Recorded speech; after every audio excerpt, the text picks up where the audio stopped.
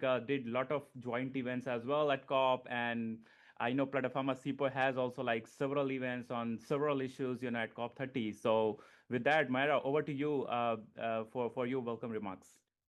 Thank you, Piyush.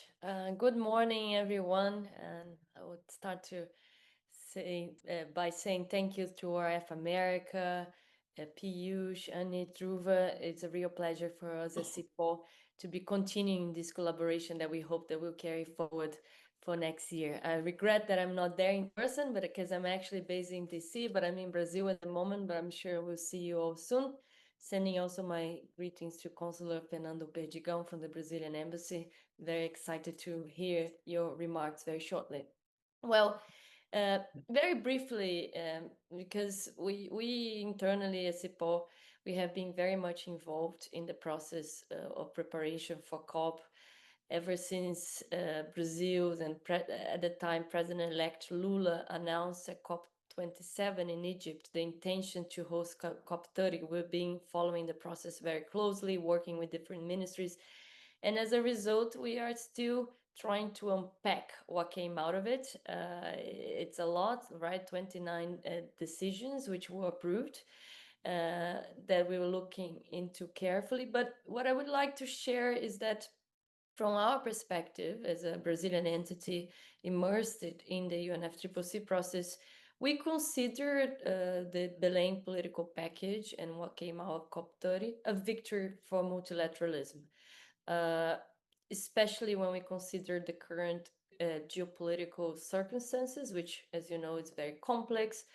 and also when we consider the limitations of a process that clearly needs reform in order to adapt to the current reality, in order to be more shaped to deliver on implementation rather than just negotiated text. So there was a strong fear that with the US decision to abandon the Paris agreements, the other countries will follow suit. That did not happen.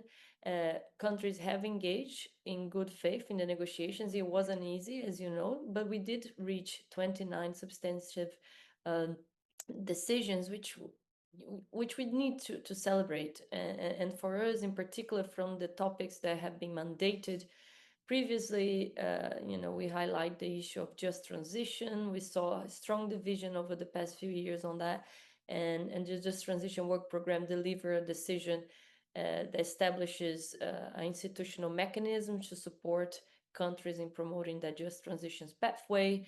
We did advance on certain human rights language. It's the first time that a COP decision recognizes the role, for instance, of people of African descent in climate action, a priority for the Brazilian diplomacy, which has been translated into the decision. We approve a gender action plan. The adaptation agenda came up a little bit as a surprise. I think there was a little bit of disappointment in terms of the indicators that were reduced down from a list of 100 to 59, and we still require some refinement in order for those indicators to be practical in assessing progress on adaptation. But on the other hand, we came up with a good surprise with the language on tripling adaptation finance by 2035, which was something that developing countries fought really hard. But to conclude, I think, I know for many can look into what came out of COP in different ways.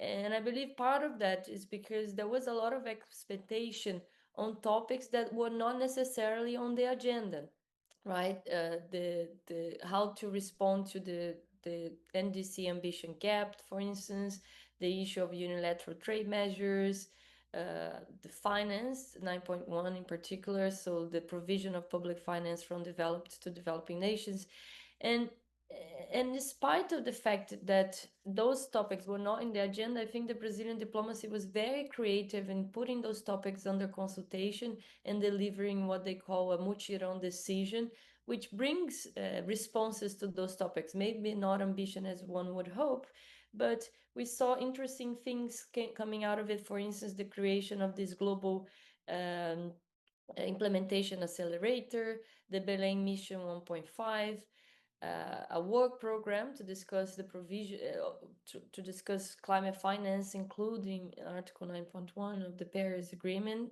that talks about public finance. The issue of trade, not only a series of dialogues will take place to address that, but the Leaders Summit announced an integrated forum on climate change and trade that will bring together both UNFCCC. And finally, of course, the elephant in the room, as it has been since COP28, the issue of fossil fuel phase out. It was not in the agenda. Brazil fought really hard to get a reference to that. It wasn't translated in the text, but the COP30 president announced at the closing plenary that Brazil, as a voluntary initiative, will be carrying out 2 roadmaps, one on phasing out of fossil fuels and another one focus on ending deforestation. So we will be inviting countries to join these initiatives on a voluntary basis to look into details what we need to phase out fossil fuels and to end deforestation. So to conclude, I think, of course, we could have achieved more. One would always hope, but we inherited a very complicated agenda. Unlike previous COP, there wasn't just a single topic, right? Last year we had the finance very strongly.